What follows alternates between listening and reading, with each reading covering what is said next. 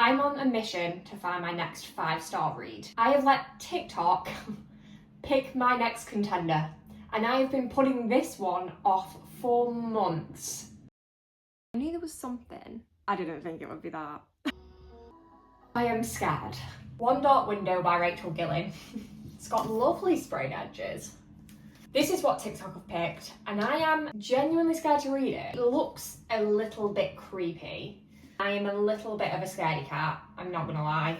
And also because it is very much, I believe, fantasy with a subplot of romance. But I am very much a romantasy reader. I have heard a lot of good things. This could be the next 5-star read, but I have no idea whether I will love this or hate this.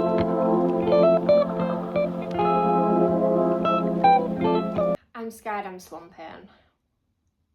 I've not slumped since December. Which doesn't sound like that long ago, but I read a lot of books. This is like world building and that's not my favourite thing in a book. So it's obviously going to take a few chapters, which I have been warned about, but I am 19 pages in.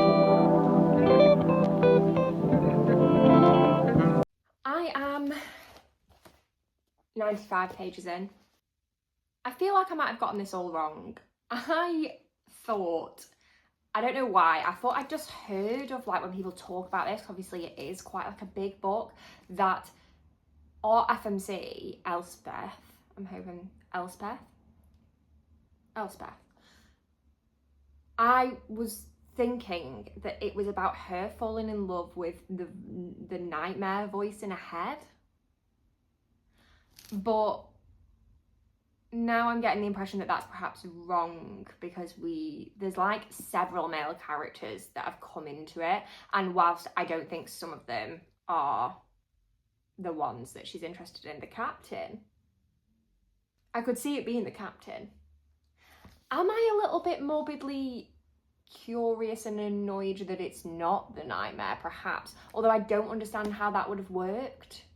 But I was interested to kind of find out. I feel like that was what was holding my interest of like, well, how is this going to become? This is really like a really clever, different concept. I kind of like things that are a little bit morbidly curious of like, I don't know if I'm meant to like that, but I'm kind of curious about it.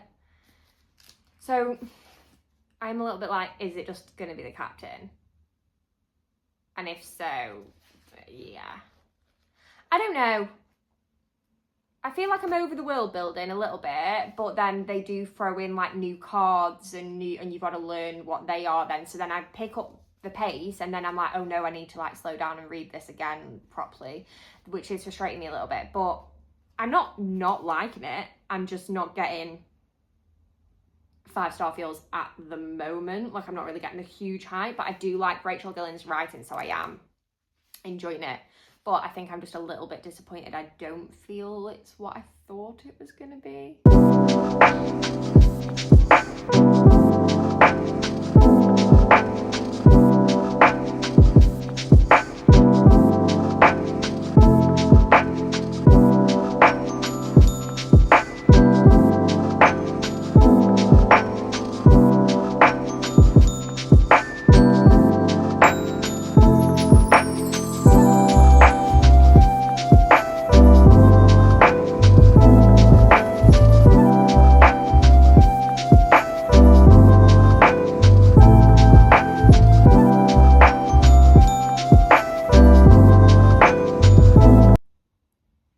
God, I knew there was something, but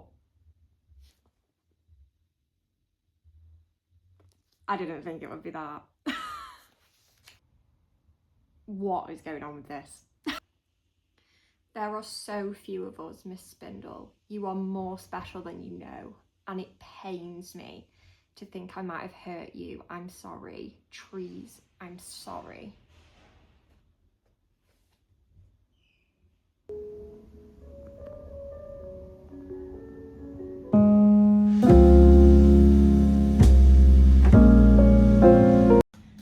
One Dark Window last night, and I had to kind of take the night to think about it because I just didn't know where I fell. I still feel a bit unsure, to be honest now, even saying my thoughts about it. I feel they're a bit scrambled, a bit all over the place. The magic was so unique in this book. I loved the tarot card feel to it. I know they're not tarot cards, but I loved that it felt that way. I preferred the plot over the romance. It's a good sign, but rather than me absolutely still love the romance, I didn't really care that much about it. I think it goes back to what I was saying before of like, I just completely had heard the wrong things, or thought I'd heard that it was going to be the nightmare and her as the romance, and I thought that was really interesting. I was really excited to see how that played out. I don't know, it then just felt mediocre compared to that, the romance, because I was like expecting something really special, which isn't fair because that's just wrong.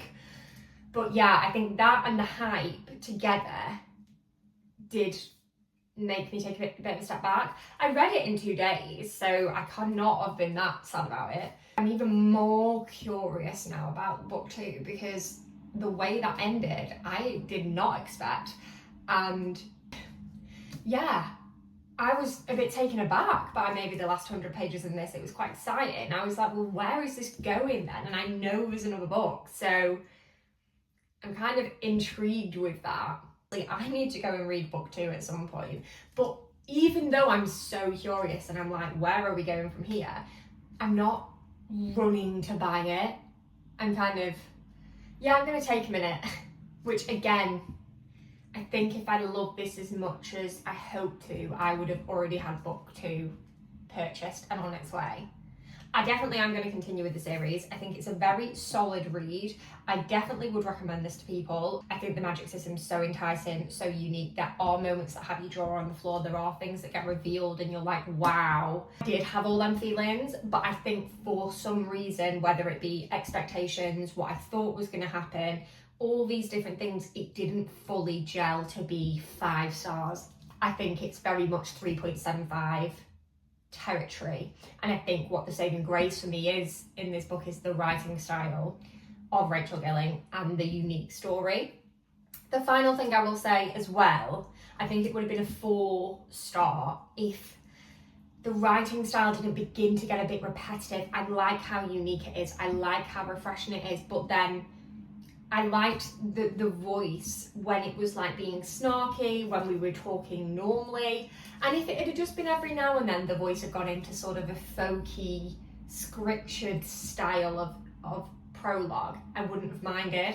But the frequency of that sort of language, that way of speaking throughout, just begun to be a bit overused, I think, which is another thing that let it down slightly, because I think things like that are really powerful and useful when they're sprinkled, not when there's like a good amount throughout, because it kind of loses its appeal for me. I am just very picky. The more I read, the pickier I get. Maybe if I'd have read this at the start, it would have been 5-star, but it didn't give me the feeling, and that is all I can go off when I'm giving a rating. What did it feel?